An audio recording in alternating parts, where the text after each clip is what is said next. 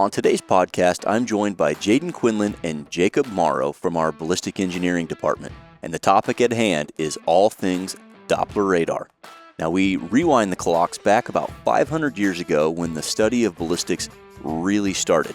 Now, from there, we hit all the milestones until we get to right around World War II, when the use of radar for velocity and time tracking really came into prevalency. And we finish up talking about the Doppler radar, how it works, and how it's used. Now, this is an incredibly technically deep podcast, so if you want to take notes, go ahead and do that. It was incredibly educational. I learned a ton, and it's great to have these guys give us all this information. If you've ever been interested in learning how a Doppler radar works and how we use it to help develop bullets, then sit back and enjoy. I'm Joyce Hornady. You might say accuracy is my business. I make bullets. You are listening to the Hornady Podcast. Thanks for joining us and enjoy the show. Hello, everyone. Welcome back to the Hornady Podcast. Thanks for tuning in. As always, I'm your host, Seth, and I'm pretty excited about the topic at hand today and the guest that we have on the show. Now, if you're a fan or an enthusiast of ballistics, you're going to find this incredibly interesting. And one thing that I've tried to do with this podcast is keep it as digestible as possible as we get into some of the technical details. And this one's going to be pretty technically heavy, but I think it's really going to lay a nice bedrock to build off of as we continue to talk about ballistics in subsequent podcasts. So please join me in welcoming across the table. We have senior ballistician Jayden Quinlan and ballistic engineering technician Jacob Morrow. Guys, thanks for coming on the podcast. Yeah, our pleasure. Glad to join you. So, like I'd mentioned in the intro there, this can be pretty technically deep, and you know, this rabbit hole goes deep. However, we can break it down to a fundamental standpoint and keep it conversational. And I know you guys have an incredibly, for lack of a better term, a really deep understanding of how this stuff works and what it is in the history. And because of that incredible knowledge, you can make it digestible for a guy like me. So if we're going to talk about ballistics, we should probably talk about, just like every other podcast, we should start at the beginning. So from a ballistic standpoint, what does the beginning even look like? Velocity is kind of the beginning. So that's a number we all use and we're all concerned with and concentrate on a lot in ballistics, right? Especially if you shoot long range at all or even, just in general in everything, you're going to encounter velocity when you're looking at the world of ballistics. That's just there. But I don't think a lot of us really think about where are we in velocity and where were we in velocity and kind of painting that entire picture, that narrative story of where we came from to appreciate where we are today and what that means about what we use velocity for today. Okay, so maybe before we get back into that, at a broad level, why is velocity hypercritical? Why is that the entire study of external ballistics is really boiled down to velocity? Well, because it's all about time exposure. So how long is the bullet exposed to the effects of gravity? How long is it exposed to the effects of wind? It's all about time, right? The more time it's exposed to gravity, the more the bullet's going to drop, or the more time exposure to the wind, the more deflection you'll see due to wind. So it's really all about time, but what dictates that time is the velocity. The faster it goes, the less time it's going to spend in a certain, say, range block, right? In a 200-yard distance, if it's going faster, it's going to spend less time covering those 200 yards than it would if it was going slower. So it's time is what matters, but velocity is the driver. Okay, understood.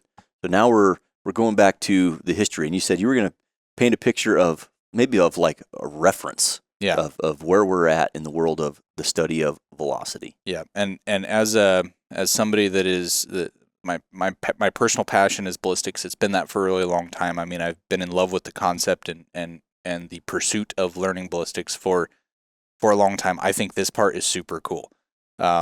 So this whole time and velocity problem is young in consideration of all of time. I mean, we're we're at about 500-ish years in ballistics. Now, some are going to argue, oh, yes, this goes way back even before then. But I would say the meat and potatoes that has a direct line of descendants, where we are today, a direct line of descendants, this comes back to about 500 years ago. Okay. So you had this guy named Tartaglia in Italy that was tasked with trying to figure out how far a bullet would go based on shooting it at different angles. Like, what angle can I point the gun at to get this bullet to go as far as possibly can? So this is the early 1500s. And he kind of figures out that bullets have a curved trajectory. He kind of observes that, but it's not like a groundbreaking thing, and time goes on. But he's kind of the first finger on the pulse of something. Oh, wow.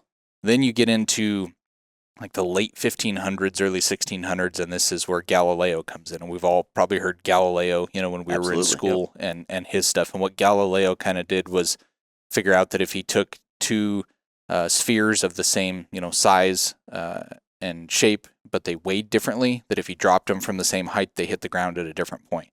To us today, that's like, duh, that's a trivial point. Right. That's a big deal, back then. So you get past what Galileo kind of did, and then you get into Sir Isaac Newton, and some of his work obviously kind of defined the equations or basis of motion of objects, But Newton also started to figure out that if you change the shape of kind of what Galileo was doing when he's just dropping objects, if you change the shape of them, that will change how fast they hit the ground or not. So you get through Newton. Again, we all know about Newton from school. And right? groundbreaking. Yeah. Then you get in. So this is this is the era of observation, the 1500s into, somewhere in the era of 16 to 1700s is kind of the era of observation. These guys see things happening, but they're not really like measuring things in a way that they can predict or do stuff like that. So when you get to the early 1700s, a guy named Benjamin Robbins comes along and he invents what's called the ballistic pendulum. And so this is like the first measurement tool that really hits the scene in ballistics. This is what starts to give us the ability to quantify things, to measure them and quantify them. So what a ballistic pendulum is if you envision like a big block of wood, say even like a log that you're going to throw on a campfire or something. If you know how much that wood weighs and you suspend it from something that it can swing, let's say a string or an arm or something like that, where you can push that wood around and it's going to move, right? And you shoot a bullet into it, if you know how much the bullet weighs and you know how much that block of wood weighed, and you can measure how far that block of wood swung after the bullet hit it and went into it, you can back calculate how fast that bullet had to be going to deposit that much X energy into the block of wood, making it move X amount. Wow. Right? So it's cool. So that also velocity. I think is super cool. So that's like, the mid 1700s. So now we're what, 270 years ago? That's not that long. I mean, that's... No. Yeah, if you think that's a long time ago, zoom out a little bit. Yeah, that's 3 grandpas ago. That's really not that long ago. So then you go from, the mid 1700s with that ballistic pendulum, you start to get into kind of the age of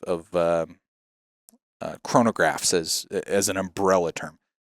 And we all hear the word chronograph and we think of a modern sky screen infrared light based chronograph. But back in the 1800s, the chronograph started with they would take 2 discs. So if you think of like the axle of a vehicle, like the back end of a 4-wheel drive truck, right? If you took the tires and you spun them and they spun it, let's say the axle was all connected and those 2 tires spun at the same rate. If you shot a bullet through one tire and it travels the gap between the 2 tires and then penetrates through the second tire, well, as it passes through the first tire, those tires continue to rotate. So there's some rotation happening while the bullet's transitioning from the first tire to the second tire. So it's going to hit that second tire at a different point. Well, if you can index mark those things and those tires are rotating at a constant rate, you can determine how long it took, right? Because the tire rotates at a constant rate, how long it took the bullet to traverse that X distance between the tires, and you can calculate a velocity from that. Wow. So that was some of the really early chronographs. Yeah. And that goes right back to what you were saying at the beginning of the podcast was time and velocity. Yeah, it's all about the time and velocity. So velocity is distance over time, right? So those were the early chronographs, and then you see the advancement of electronics and stuff like that, where they could start to instrument them with a circuit, right? So they would essentially have a circuit that is complete, and the bullet would come through and break that circuit. So like hit a wire or something to cut the circuit short, and you could start and stop a clock with that. So you see that transition.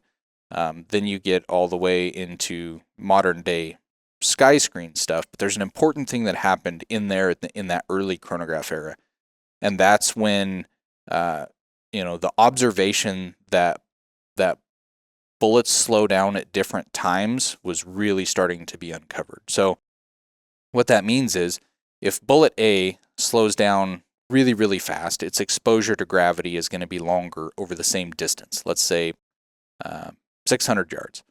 If bullet A takes 1 second to get to 600 yards, it was exposed to gravity for 1 second. If bullet B takes a half a second to get to 600 yards, it was exposed for half a second. So you can see there, you're going to have a difference in trajectory, right? Because of the exposure to gravity due to time. So in the mid to late 1800s and working into the 1900s, mostly from like a warfare standpoint, you started to see a real concentration on the fact that if we change the bullet diameter and shape and weight, it changes how fast it slows down. So, kind of the whole goal or purpose of warfare is to be able to beat the other side and have the least risk to you, right? Well, one of the best ways to do that is to put as much distance between you and the enemy as you can. So there's been this age-old progression of trying to extend effective ranges, right? Because if I can keep my team out of the effective range of the enemy, but they are within my effective range, then I can impact them and they can't hurt my guys. That's the best situation. So with that, you saw a bunch of different stuff happening in Germany, the Gavre Commission in France. So these guys are all doing these studies on different bullets and stuff. And this is where you start to see the G1 BC, which we'll talk about in later podcasts when we kind of go in on BC. You see the creation of the G1, the Ingalls tables. Ingalls was an army officer who kind of created this table that would predict how fast a bullet would slow down compared to a standard. You see the G7 start to come out. So that era is where they figured out, well, if we take one bullet and we measure it in all these different distances and times to quantify how fast it slows down, that's a lot of work. That's labor-intensive work, right? Like if we're using a ballistic pendulum and you're going to go shoot that block of wood and then go measure it and do all those calculations for every 10 yards for thousands of yards, it would take you forever to try to get that information. So they figured out that, okay, well, let's spend that time and labor and do that once on one bullet, and then there's enough similarities in the shapes of the bullets and some of the other characteristics that we can just take this bullet over here that's similar. It's not the same, it's similar, and we can just scale it to it. And that was good enough to predict what that bullet would use. So that's kind of the cool story to me. I mean, growing up as a kid in school, you hear about Galileo and Newton and these guys, and you think, well, that's so far away from a time perspective that I can't even quantify it, right? It makes no sense to me, but it's really not that old. Like this field of ballistics is relatively new when you think about it. So to me, that's super cool, but I think it's good to appreciate that before we talk about kind of the modern era. Let's call it the early to mid 1940s on to where we are today. Sure. So the World War II to present, and there's been some periods, dating back 500 years ago to present, there's been periods where there's been just drastic changes and a ton of new information is uncovered and it's used in different ways. And then there's kind of a lull in the action, if you will. And then, in circa World War II to present, there's been a lull, it was really active, then kind of a lull. And then now in 2022, going back, 10, 15 years ago, it's been on rockets since then. Yeah, and what we've seen, that chronograph thing, the chronographs just kept getting better and better and better. And then to throw this to Jacob here in a second, you see the shift from like a chronograph that measures something at one point, right? Like a sky screen chronograph that we know today. Yep. It takes a data point right there. That's it. It doesn't know anything that the bullet did before or after or anything. It's just that one little part where the chronograph is what you measured. That's where we were then. And then, I would say around World War II timeframe, you see radar technology come in. And we're going to hammer, we'll hammer on what radar is and all that here in a second, because that's the meat and potatoes of today. But that's that evolution. So I don't know, maybe tie the radar into that. So it sounds like it's about to go from you collect a point right here to tracking a bullet and capturing points at several points downrange. Yeah. So Jacob, go on. What do we got here with the Doppler radar or radar in general? Well, there's a ton about radars. I mean, radars at the very beginning of it all, kind of 1890 to 1930, right before World War II, is kind of when people started to figure out that you can use radio waves to detect things. And World War II is really the big boom of radar technology, which radar itself stands for radio detection and ranging. So it uses radio waves to detect a target and range it by definition, whether that's through a couple different processes. But basically, it sends a signal out, it starts a stopwatch, and then when it receives that same signal, then you know how long that took because of the speed of light, and that's how you get your range. So, the very early times, I mean, it was kind of rudimentary. The stuff that you could get a signal back on were pretty big. I mean, they were trying to get planes, essentially, trying to see when planes or ships were coming towards you, or missiles. It was a big war effort, obviously. Yeah, big war effort, which amazing how much technology evolves during a war and after. But that was the main drive, and obviously as technology evolves, so does radars. And with the development of like quartz crystals with technology coming out, you can get a more reliable time source, because computers, watches, radars, they all have to have a reliable time source to measure things. The more reliable time source, the more accurate the measurement, which is kind of the whole point of radars being used in ballistics. Is you're not measuring in milliseconds, you're measuring in microseconds. And you can track that bullet from the start all the way until it hits a target, as long as you can get the return signal. Wow, so that's super impressive. So again, you're getting a return signal back, and if you have, like you said, the quartz crystal, you have an incredibly accurate way to measure time. If you know time, you can know velocity. Exactly. And it all goes back to those two things, those fundamental things, velocity and time. And so where are we at now? How do we use, we'll talk about our individual radar. I mean, there's no secret on the company that makes that. They are available for purchase. You can buy one. How do we use that tool to measure what we're using it for? What do we do with it? Well, we got our radar in late 2013, 2014 timeframe. And to be clear and to be fair, we were not the first bullet company or ammo company to purchase a radar. No. I mean, like Jacob said, radars have been used since World War II. Really, in like commercial small caliber ballistics,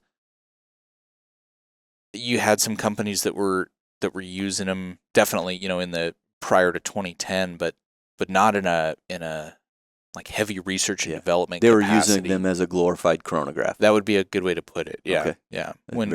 Essentially, it is. It's giving you velocity versus time, or velocity versus distance. I mean, it by definition of a chronograph, something that's measuring time. I mean, a radar would technically fall under that umbrella, I guess. But there's more that we can do with it, though. The way you use it really matters, though. There's a lot of things that you can learn from it. But what we were using it for early on was the long range shooting craze had that match had already lit the fire. So the demand for small cal long range shooting products was really ramping up, and so we were working on projects involved in that. What became ELD match and some of those we can do those at a later those will time be separate podcasts, but the ELD max, the heat shield tip, the LDX. Yeah, so we're building bullets that are meant to do long-range jobs, and in that time frame era, that 2010 time frame, ballistic coefficient's the only show in town. That's the only tool you have to try to get a ballistic prediction solution to tell you where the bullet's going to impact downrange. The problem was that the legacy method used within the industry to calculate a BC was based on that older technology of a chronograph, like a sky screen chronograph. Well, you're limited with that, especially compared to a Doppler radar, in that to be able to measure with a chronograph, the bullet has to pass through the chronograph. So if I'm trying to get long-range numbers, that becomes more troublesome because now I have to make sure that the bullet passes through whatever instrument that is, whether it's a sky screen or an acoustic microphone array, both of which are just start and stop signs. I still have to weave the bullet through that, and I might have to be running cables for long distances and all these things. It's just very labor intensive, and it's not an efficient way to gather that important data that you need, which is what is the bullet doing at longer and longer distances that we're shooting it at. Because all of the established facilities within the small arms industry are based around a 100, 200, or 300 yard range or tunnel. And so that's where all those BCs came from, was those shorter ranges that Hornady had. We have a 200 yard underground tunnel that stuff was gathered in for all those years. Sure. Sierra bullets, they have a 300 meter indoor tunnel. And the mass majority of all the other manufacturers out there have something similar to that. And so all the numbers that we were given were numbers that were valid for shooting out to 100, 200, 300, 400 yards, but the wheels fell off on the efficacy of that information when you went way outside of 400. So in comes this radar, this tool we have, and the first thing we did with it was try to get BC values at greater distances to provide the customer with a number that would work for them. That led into the whole Ford off and, like 5 different podcast subjects by themselves, Which we will cover eventually, but yeah. So the way we use the radar, though, maybe I'll talk about that, and then you can talk about how it works a little bit more, because it's really interesting. So the way we use the radar, we essentially set this thing up. It's like a, 1.5 foot wide and 2.5 foot tall, kind of rectangle shaped thing that sits in a cradle on a tripod. Some people know what it looks like. There's pictures of it, on our website and stuff. And you set a rifle up next to it. There's an acoustic trigger, so those that use like the lab radar will be familiar with that. It just senses the sense of the shot, and as long as you can keep that bullet in the beam of the radar, which Jacob, you can go into detail on that, but you could view it as a headlight, right? It's a beam, kind of same thing, light beam, but this is a radar beam. As long as the bullet's in that beam, and as you said, Jacob, as long as it can see it and get a return signal off of it, you're measuring the bullet. So there's no more like I have to weave this thing through a, chronograph sky screen at 1,000 yards because I'm trying to get data. And oops, instead I hit the sky screen itself and ruined it. Right? You don't have to worry about that. So that's fantastic. So you get it set up, and how does this thing actually work? Well, so there's a lot of complex parts to a radar. But to dumb it down, it has an antenna, and that emits a radio wave. And the radar knows when it sent that radio wave, so it's looking for a return. So once it hits a target, which in our case would be a bullet. Or anything else that happens to be suspended in the air. Exactly, which we can talk about that later. But it'll hit that bullet, and it'll come back, and it gets the amount of time, and it'll also measure a frequency shift. Just like a Doppler radar, not everybody, but a lot of people know Doppler radar. Perfect example. Cop car goes by with the siren. It sounds higher pitched. Then when it goes by you, it starts getting lower pitch. The same thing happens with a radio wave. If it hits a moving target, the frequency that it gets back is a different frequency because the target was moving. Okay. So that's how you get velocity out of it. So that's the Doppler portion of the Doppler radar. That is the Doppler portion of the Doppler radar, exactly.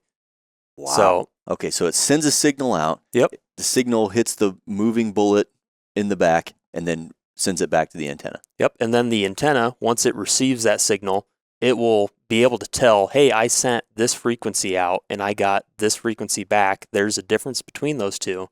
It'll put it through a matched filter, essentially, which just matches it up to the frequency that it sent out.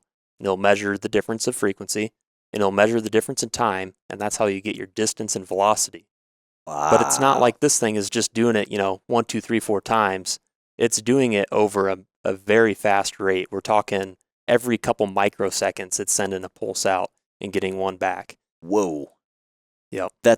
So going back to the original chronographs and not, I said original out of context, going back to a early 2000s, you buy the Pro Chrono from Midway USA and it's got the screens or whatever, and you shoot it through there. That's one individual data point, and this thing is sending a signal out that you have to measure in microseconds. Exactly. So over the course of a trajectory, how far are you guys tracking bullets downrange? That greatly depends on the size of the bullet and the caliber, because essentially the bigger target you have, the better return you'll get. I mean, a good way to describe it for people that are shooters is your laser rangefinder. That thing's only good to so far. If you measure a bush, you might get 800 yards out of it with a good one. If you measure a grain silo, probably get that sucker at 3,500 yards. Sure. Mm-hmm. So the more reflective it is, and it's not necessarily reflective in a light context, it's reflective to a radio wave. But because they're both electromagnetic waves, light and radio waves, you can use light as a pretty good analogy or description for stuff. So if we can talk about clutter, clutter and noise, those are two big things that kill how far you can detect a bullet, especially those little 22 bullets. Yeah. You might not be able to track that nearly as far as some of the big 30 cals or 338s especially. Well, let's paint a perfect picture here before we get into noise and clutter and whatever else. So let's just say it's a 338, 300 grain A-tip. Yep. Giant bullet. In a perfect world, how far do you think you can track one of those things? Oh boy, probably 2,500 maybe. Yeah, 25 plus with really optimum conditions. Yeah, 2,500 yards. Yeah. And you're getting a return data point every couple feet, every foot, every something like that. Well, the sampling frequency is like, 240,000? It really depends on what you have for settings on the radar. So if you're looking for getting a really long track, we'll adjust the settings so that we take a measurement a little bit less frequently. And what that does is the radar is able to stack some of those returns and put it into what's called a range bin. So it'll add all those together within, a certain amount of range, whatever the frequency is. It depends on the velocity of the bullet and your range bins, and it will draw the amplitude of that signal up, so that way you can determine it outside of the clutter and the noise. Okay. Sort out the good from the bad. Exactly. Yep. So you're getting a data point for To your point though, to your question, we can do every inch if we want. Yeah. Or less. I mean, that's remarkable. I mean, I think there's one slide I have in a presentation that I think there was 50, the way we had the radar set for that specific test, there was 52,000 data points for a 6.5 bullet track to, I want to say it was 12 or 1,400 yards. Remarkable. Yeah. So talk about data overload. Now we talked about conditions. What are the ideal atmospheric conditions to get a really good signal? Well, ideally you won't have too much solar noise, so that'd be super sunny days, or if there's solar flare activity, that can affect your return signals. So you want it cloudy? Cloudy wouldn't be bad. You want a relatively consistent atmospheric condition from the point that you're starting to the end of your track. Okay. If any mirage that you see, that is typically thermal heat, which is also an electromagnetic noise coming off of the Earth. Anything in the bandwidth that the radar works in. So if, example, a weather radar happens to be the same frequency as our radar that we use for tracking bullets, then that'll show up in the track. Wow. Is it better to be cold or hot to track a bullet? It's better to be cold because the low noise amplifier within the radar, there's it's called Boltzmann's constant. It's basically the amount of thermal energy that can be affected as temperature goes up. So that is in what's called the radar range equation. And if you look that up, you'll be able to see it's like a K or something is what describes it. Probably not going to look that up. I'll just take your word for it. It's a big equation. Yeah, we don't need to go over that. That's too much. So you want it consistent, maybe on the colder side, maybe on the slightly overcast side, Yeah. and you're getting return data signals for thousands of yards in some instances with the right bullet in the right environment. Mm-hmm. It's wild when you go from shooting over that Caldwell 2003 chronograph that you talked about, and you're like, Yeah. right on, you know? Yeah, Like, now I just I know. measured my muzzle velocity, Yeah. right? You go from that to like, oh, you don't want to know what your velocity was at 746.3 yards? Let me tell you, it'll tell you that. Wow. It's insane. I think one thing to add to that is those old sky screens, they're anywhere from a foot to, 10 feet apart. And you're measuring technically the average velocity between the two. You're not actually measuring the instantaneous velocity. Oh. So the radar gives you the instantaneous velocity. Yeah. Well, and you're 10 yards, 10 feet, 5 feet in front of the muzzle. You're not getting actual muzzle velocity either. Well, technically with the radar, you don't get actual muzzle velocity from the raw number. Okay. When we set the radar up, you'll set the offset of the barrel and the radar's center, essentially. And with that, because the radar doesn't know that you're over here unless you tell it. Mm-hmm. So it's only measuring the radial velocity. So if there's any sort of angle between the gun and the radar, You have to tell the radar that you started here, and then that radar can back calculate your actual muzzle velocity. Wow. So for those listening, if you set up with the gun next to the radar and your gun was like 3 feet to the left of the radar head and like a foot below center, that's what Jacob's talking about. Where like it needs to know where the bullet is starting at in relation to the radar. Yeah, because your radial and your true velocity would be different. Another example would be if there's a cop on the side of the road. The closer he is to the road, the more accurate of a measurement he's going to get with his radar of how fast you're going. Because if he's way out, almost 60 degrees off from your trajectory, then he's getting the cosine of the angle is your true velocity. His radar gun might measure 45 miles an hour, and you're going 65 past him. He doesn't know. Interesting. So we touched on it briefly. I want to go back to the noise and just being dirty signal, if you will, because we talked about it, and these things are so hypersensitive that you're getting a ton of information back. What do you do with that? How do you filter it out? Well, so in the radar, you have essentially a signal noise ratio.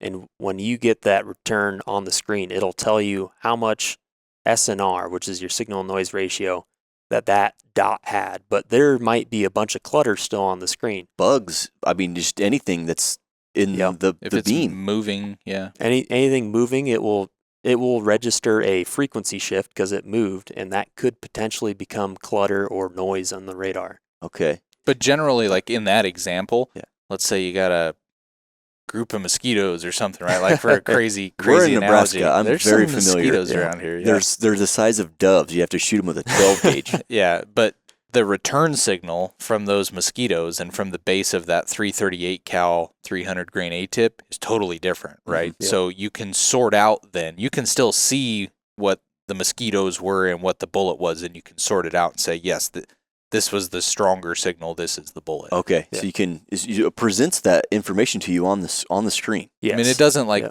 put little circles and say, "Hey, man, these are mosquitoes." Like, it probably can't measure the mosquitoes, but not. But yeah, for an example that works. That pretty much anything moving. You got trees, shrubbery. Same thing. You shine a flashlight through a tree, you're probably not going to see the other side of it pretty good. A radar can't see through everything either. I mean, there's some things that fiberglass, it can see through fiberglass pretty well. Otherwise, they wouldn't put that big fiberglass nose on the front of a jet because there's a big radar on the end of the nose. You just don't see it. So there's some things that radar waves permeate pretty well, but things that are reflective, or absorbent, it's not going to get that return back, or it's going to get a return back that's pretty big and cause more clutter. So you look at the clutter and you can see, looking at the signal to noise ratio, what's real, what's not, and you can delete those points out of there to get it something usable. Yep, and the human factor for it adds quite a bit as well, because you can usually tell there's a pretty nice line that's your bullet. Obviously, the stuff up here, the stuff down there, that's probably not your bullet. Yeah. So you just have to kind of set your parameters on the radar around that, so that way you can isolate just your bullet and ignore everything else. So in kind of a quick summary here of an underlying tone that I've got from you guys, the radar's cool. You can use it for a lot of stuff. If you don't have the right people setting up, operating the radar, then that radar's just a really big paperweight, because it sounds like there's so much that goes into it without the training, without the knowledge on how to use it, how to set it up, and how to use the data that it gives you. That data can be as useful or as useless, can be as worthless or priceless as you make it, all based on who you have operating the radar. 100%. I mean, the operation of the radar is really, really easy. Like, you physically set it up, you plug it in, you have to have a couple little settings right in the software. You flip a switch on and you start shooting and it records. So that's all right. pretty dang easy. To your point, the validity of what that tool can do for you comes with the people that are interacting with that data, that know what they're looking for and where to look, and to sort out the signal from the noise, the wheat from the chaff, right? Because if you don't know those things and you go in with a biased opinion of what the result's going to be. Let's say we're doing some R&D test and we think that sample A is going to be better than sample B on some metric, right? Just arbitrarily. And we're pretty confident that's what's going to happen. We're just going to go test it to validate it. Well, if we go test sample A and we find out that sample A is actually better than sample B like we thought, but it's in that area of signal to noise where stuff's getting pretty dicey on sorting out what's real or not. Mm-hmm. Some people may say, well, I already knew that, sample A is better. So, and I mean, yeah, that data's a little bit noisy, but it shows that it's better there too. So we're just going to go with it. Yeah. Confirmation bias. It really depends on the people that are doing it. And our tendency is to sacrifice some good data just to make sure there is no bad data. Right. Yep. So on the tail end of where you're losing, you could think of it like a gradient, right? Like early on, the signal to noise ratio is really high. There's no question on what's the bullet and what's not. As that thing travels downrange, you're talking about something that's trying to get a signal off of a pencil eraser at a mile. Yeah. Right. That's traveling thousands of feet a second. Good luck. That's kind of a tough nut to crack, right? Yep. And it's so small. So, you're going to get some noise in there. And so our standpoint is we would rather sacrifice some known good data to guarantee that all that bad stuff is gone than try to stretch out and get every little piece of arguable data that's there, because if some of that noise gets in and you believe that the result is 100% real for all of it, that can lead you astray in what you think you know. Yeah, I could go through all day and, this dot, that was the bullet, that dot, that was the bullet too, and pick whatever I want out of it once that SNR drops out, but there's no guarantee on what's real or what's not. So it's a lot safer on our end to just cut that stuff out. We know this is really good data. Let's go with this. We can try to, maybe on another day where conditions are a bit more favorable, try to get those longer tracks and see what's going on. Or maybe we just need to shoot the bullet a little bit slower or out of a different gun so we get a lower velocity to see what goes on down there. Yeah. So we spent a lot of time talking about the history of ballistics, chronographs in general, the Doppler radar.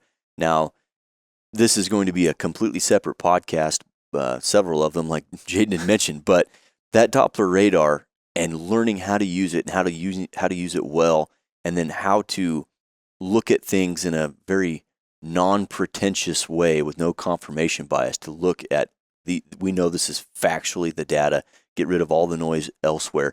It was instrumental in the development of the ELDX, the ELD match, the heat shield tip, the A tip, and pretty much every new product bullet-wise that we've come out with since we purchased the radar. Yes.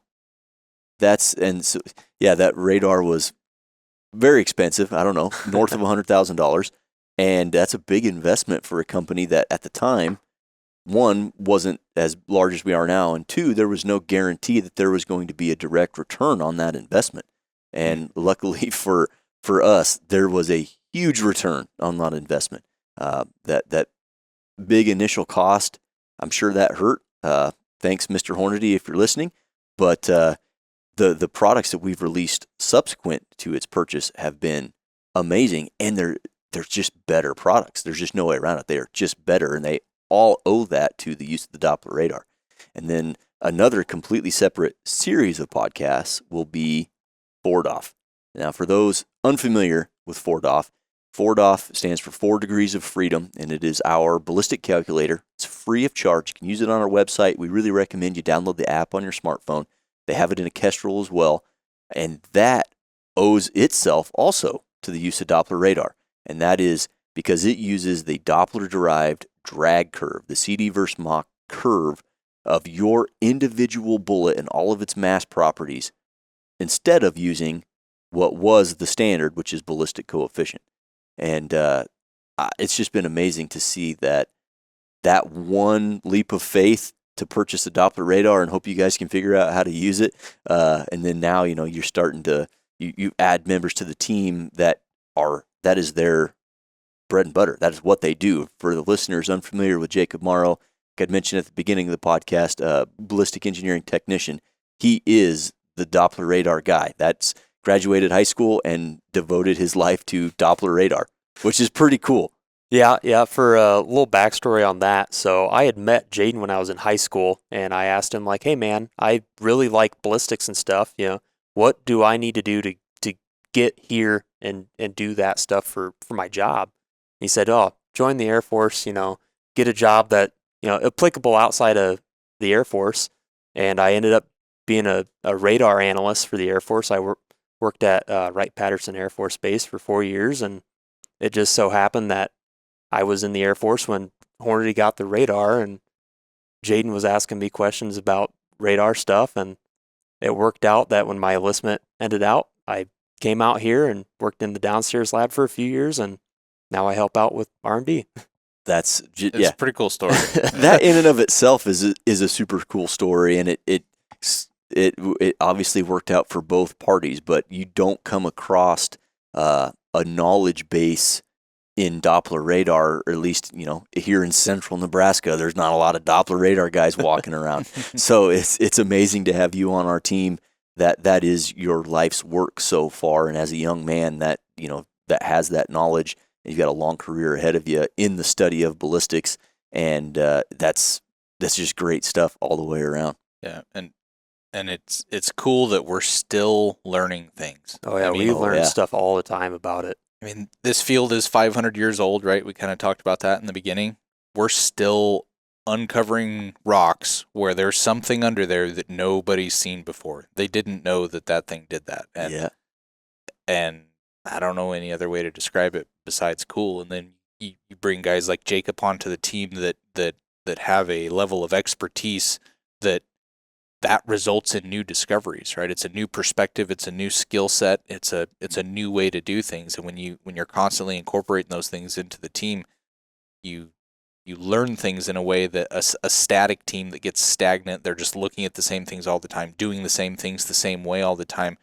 You don't have that turnover and that freshness, and I think that hurts the R&D process. And we're really fortunate here that we can get guys like Jacob and people that are able to help continue to push those limits. Yeah, and I like how you said that, because we're grateful that it worked out and it's working out here at Hornady, but we are all avid users at heart. In our normal lives outside of work, we're still studying ballistics, we're still shooting stuff, and as an industry, it's amazing to see that this is advancing forward, not just at Hornady, but elsewhere, that there's a ton of new information out there that's just waiting to be discovered. Mm-hmm. And if you stay passionate about it and you get the right members and you let people work their passion, it's amazing. It's like an undiscovered frontier almost. It's like outer space, but in the world of external ballistics, which is just great stuff all the way around. Well, you would think after 500 years and guys like Galileo and Newton and all this, it would just be solidified and done, and we're done here, go home. But it's not. Us dumb kids in Nebraska are still figuring stuff out. So. Yeah, with nothing but a clock. That's right. Measuring velocity. Yeah. Well, with how much advancements have coming 500 years and radar technology is only 100 some years old. I mean, down the road, we might see more advancements in radar. I mean, look, we've got lab radar out, a personal radar for your own muzzle velocities that didn't exist 15 years ago. And coincidentally, that's the same company that manufactures our big radar. Yeah. Mm-hmm. Infinition out of Canada, Yeah. Yep. And it's exactly right. I mean, it used to be the standard. Pro Chrono was the standard shoot through, and that it's applicable for a lot of stuff, and it was useful for a long time. But in short order, you can buy your own personal radar, which is, I mean, in the world of spending money, it's relatively affordable. Yeah. And a bunch of people have them. And who's to say in the next 5 to 10 years what will be available to not only us on the large scale, but also the individual shooter on the smaller scale. Mm-hmm. I mean, no sense. It's just amazing to think about stuff like that, especially when you, like you had mentioned, Jayden. Yeah, it's 500 years old. That's nothing in the grand scheme of humans on Earth. Right. It's just remarkable. Did we miss anything on the lower level of talking about radar? I don't want to get into anything regarding drag curves and forward off and the use of ballistic coefficient versus drag coefficient. That's a totally worthwhile topic, and we will absolutely cover that. I think it's just going to be a little bit more deep than we should cover here. Did we hit everything on what a radar is, some of the history, how we use it, and basically what it's used for? I think so. I mean, kind of summarize, time is what's important, right? How much time was the bullet exposed to gravity? How much time was it exposed to wind or whatever? It's time. What defines the time is the velocity. That's why the velocity is important. And we've lived with this evolution of measurement tools to measure velocity that gets us to the point now at Doppler Radar where we're dealing with tons of information and tons of data. And what that means is we can get really good velocities. Well, what happens when you get really good velocities? You get really good times. What happens when you get really good times? You get really good predictions of gravity and wind deflection and all those things that happen to your bullet as it's on its way to the target. So it kind of goes up and then it comes back down. Yeah. But I mean, that's what that means to the listener is the fact that Jacob's describing how advanced this radar is compared to the old wood block ballistic pendulum. What that means is that you are getting so much good information that your end result when you squeeze that trigger is more hits on target. Yeah, that's what it's all about. And we're not measuring once per shot anymore. We're measuring thousands of times. Yeah. So we get that much more information every shot. Awesome. Well, I hope for our listeners that followed us along on this technical journey of Doppler radar, I hope that really lays the groundwork for the continued study in a subsequent podcast of the ballistic coefficient and how far that was advanced, and then some of its inherent deficiencies, and how a Doppler radar and the use of forward off or Doppler derived drag curves can pick up where those deficiencies left off, and again put more rounds on target. Absolutely. Awesome, guys. I learned a ton. I'm going to go take a nap, digest some of this information, maybe listen to it back again, try to take some notes. But I appreciate you guys. I know you're busy, and it's just great that you're willing to not only share this information with me, but also everybody else out there in podcast land. Yeah, thanks, Seth. Appreciate Thanks it. for having us. Absolutely. Guys, hopefully you enjoyed this podcast. It was dense, but it was incredibly educational, and hopefully you're looking forward to learning more about the Doppler radar and Hornady forward off. And if so, stand by. We'll get those out to you as soon as we can, and we'll catch you on the next one.